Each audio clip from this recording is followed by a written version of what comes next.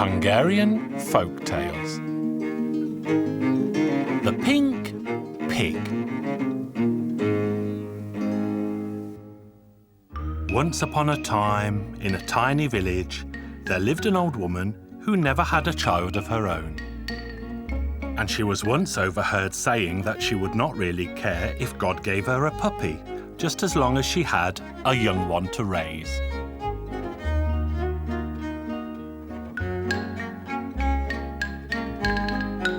The years went by and the woman eventually gave birth to a baby. But it was actually a baby pig. And it was only then she remembered what she had said about God giving her a baby to raise. But what could she do? Now she had a pink pig, and it was her duty to raise it as best she could.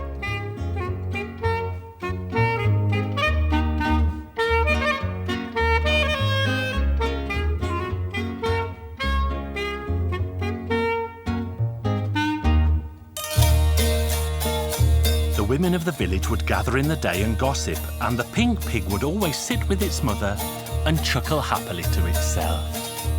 Let me tell you that the reason your little pink pig squeals so is that it wants to go to school with the other boys and girls in the village. Please don't mock me so, the mother of the pink pig said, who felt sadly ashamed to have such a child. But the rest of the women nagged her until she eventually sent the pink pig to school in the village. And there the pink pig continued to squeal for the teacher until she threw a book at the pink pig to silence it. The pink pig's nose moved from letter to letter until it eventually learned to read like the other children. One day the children all went off to pick strawberries and the pink pig wanted to join them, but its mother wouldn't let it go. But the neighbours nagged her until she eventually agreed.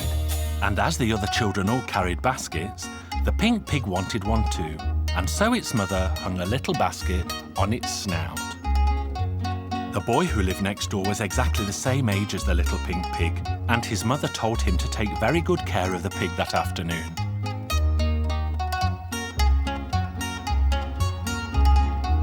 Then the pink pig lagged behind the others on their way and it slipped out of its pigskin.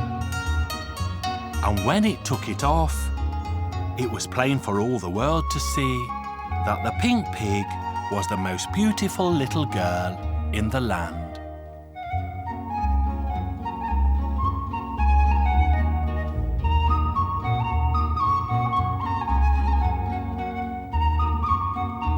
The pretty little girl quickly filled her basket and then slipped her pigskin back on and went to join the others. The boy next door saw all of this, but he did not say a word.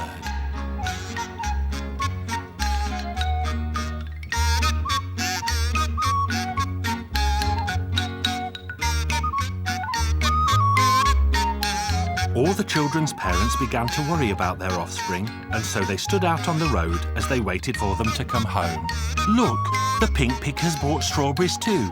Who could have filled its basket? The pink pig, the boy said, but he said nothing more of what he had seen.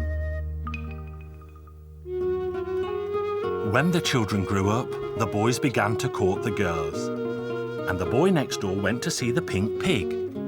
His father and mother watched forlornly and wondered what their son wanted from such an ugly beast. But the boy next door never gave up, and he only ever visited the pink pig.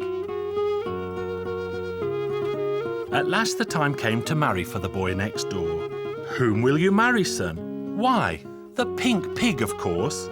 Don't shame us, son. We are old and respected, so don't discredit us now. But his father could clearly see that the boy next door was determined to make the pink pig his bride for life. So he gathered his friends together and went to ask for the pig's hand in marriage. Sadly, my son will never get married if the pink pig refuses his request. The peculiar couple were engaged to be married for some time, and people gathered from far and near to witness their wedding, as it was not every day that a man married a pig.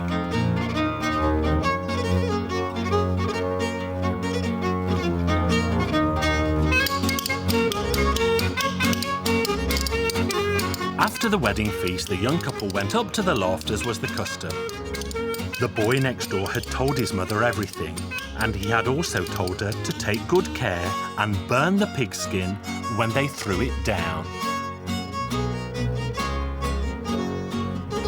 The band played when the young couple went up to the loft, and it played when they came down again. The pink pig had gone, and a beautiful girl appeared in its place. Everyone was bewildered by the beauty of the girl, who had once been a pink pig. And that is the end of the Pink Pig's curly tail.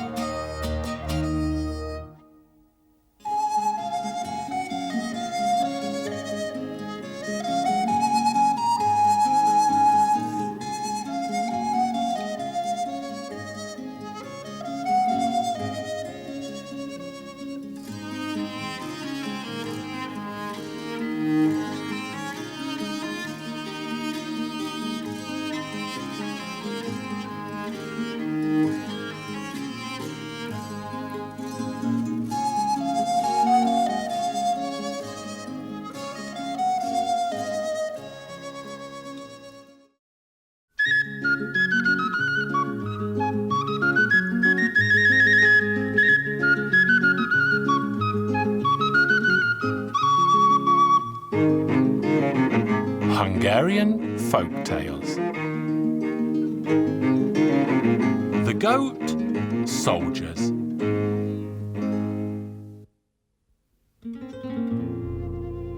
A long time ago, in a distant land, there lived a poor lad.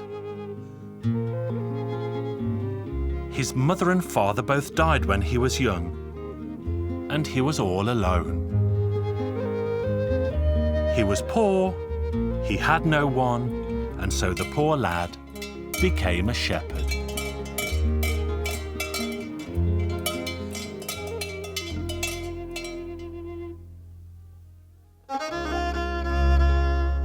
He was still tending sheep when it came time to become a soldier.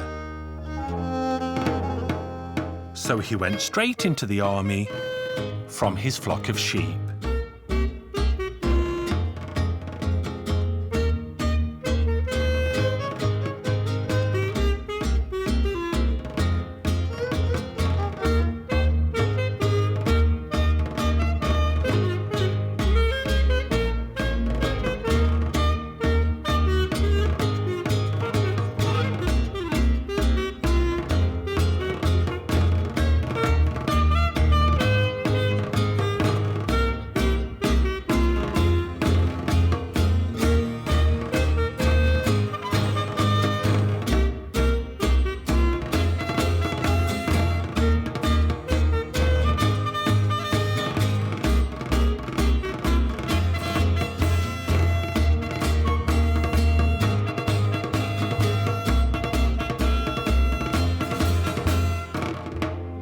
He served his 3 years, and when he returned, he was so poor that he didn't know what to do or where to look.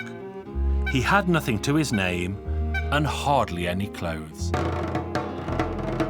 There was a farmer who owned a flock of 30 goats, who needed a goat herd who could herd the goats during the day and milk them every morning, noon and night, and keep their stable clean and tidy. The young lad happened to be passing and took the job straight away and led the goats out to the nearby meadow.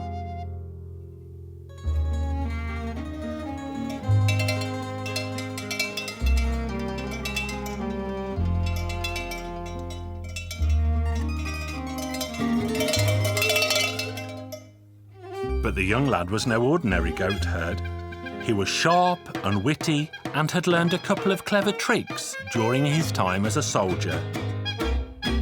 So he talked to the goats all of the time and ordered them around in a military fashion until they learned to understand his simple commands. He marched them up and down, and by the time he was finished, he could get them to parade around the meadow like a miniature army.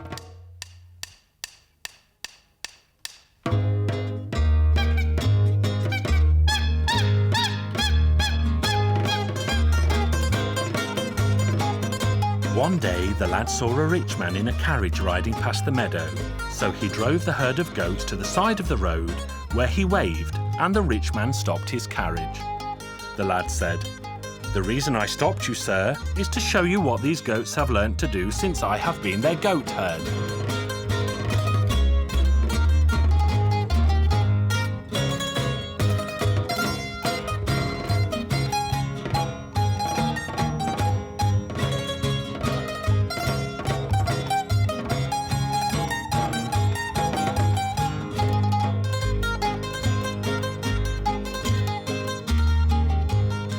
The rich man in the carriage was very impressed with their performance and asked, "Who owns these goat soldiers?" "Why, they belong to the local farmer." The rich man was so impressed that he purchased all 30 goats, but insisted that the young lad should go and work for him for a month.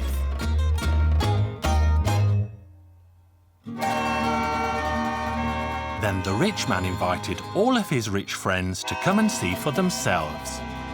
"I want to show you something very interesting, something you've never seen in your life before."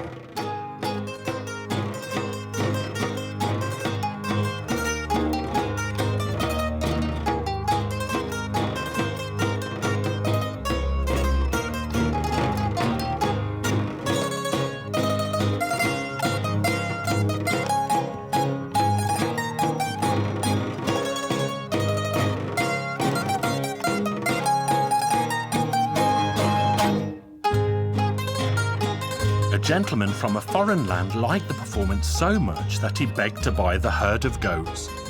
And so the rich man sold them to him. The foreign gentleman reached into his pocket and paid the price, and the rich man gave all the money to the goat herd, who used the money to buy a plot of land, build a fine house, and buy himself some good clothes, and to live a proper life like other people did. And he lived happily ever after.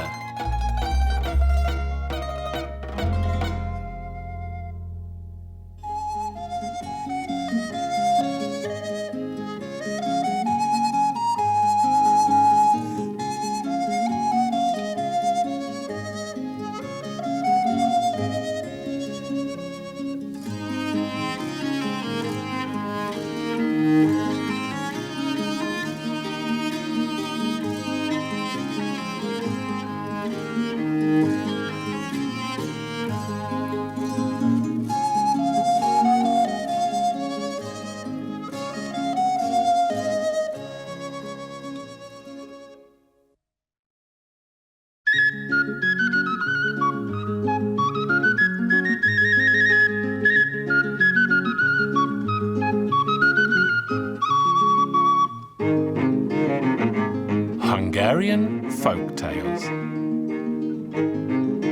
The Foolish Man.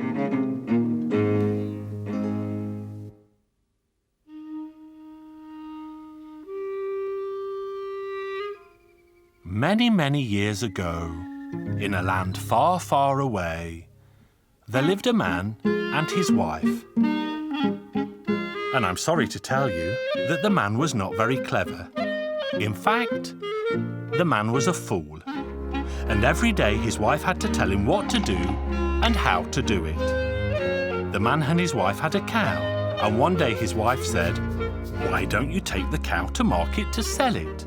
So the man dressed her foolish husband in his best clothes, and he left for the market with the cow.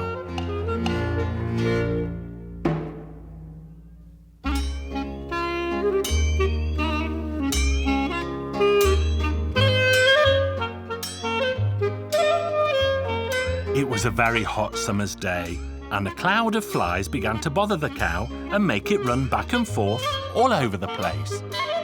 And as they were walking, they met a man with a pig.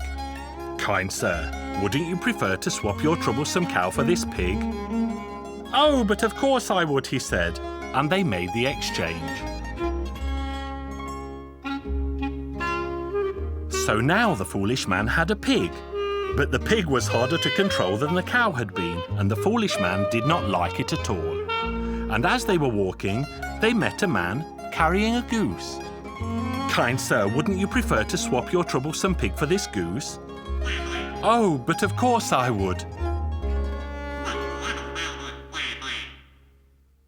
Well, the goose was no better. It made a terrible mess, its feathers stuck to the foolish man's clothes, and he soon grew tired of carrying it. As they walked, they passed a man by the side of the road who was selling sharpening stones, and the man said, "Kind sir, wouldn't you prefer to swap your troublesome goose for this sharpening stone?" "Oh, but of course I would." So the foolish man was now left with nothing more than a sharpening stone, and he turned around and set off back home. And as he walked, he passed a pond with ducks swimming on it. The foolish man thought he would like to take a duck home for his wife, so he threw the sharpening stone, it sank into the pond, and all the ducks flew away. Now what am I going to do? No cow, no pig, no goose, no sharpening stone, no nothing. So he took off all his clothes and waded into the pond to find the sharpening stone. He searched the pond but could not find it anywhere. And when he came out of the water, he discovered that someone had stolen all of his clothes. So the foolish man was forced to walk home naked.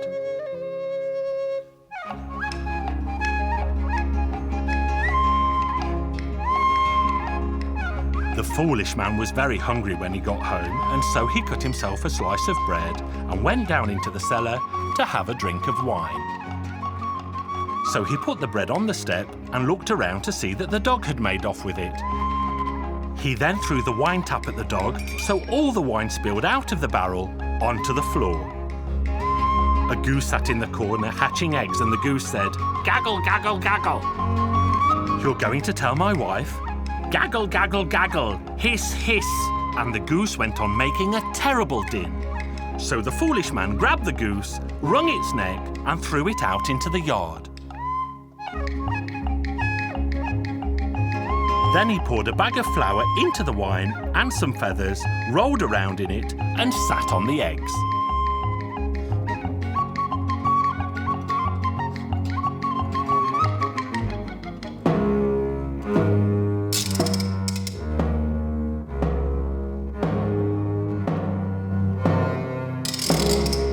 His wife then came down into the cellar and said, "What on earth is going on here?" She looked around at the spilled wine, the flour and the feathers and saw something sitting on the eggs. "What kind of monster is this? You had better say something before I knock your head off. It's me, dear wife. Don't hurt me." "Where's the cow?" "I swapped it for a pig." "So where's the pig?" "I swapped it for a goose." "So where's the goose?" "I swapped it for a sharpening stone." "So where's the sharpening stone?" "I threw it into the pond. I wanted to hit a duck so I could bring it home to you." "And where are your clothes?" "Somebody stole them while I was looking for the sharpening stone." "Oh, you foolish man." And she pulled him off the eggs and gave him the beating of his life.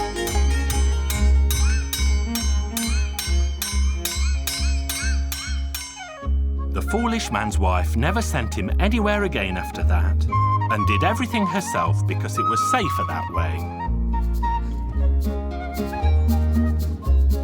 And that is the end of my story.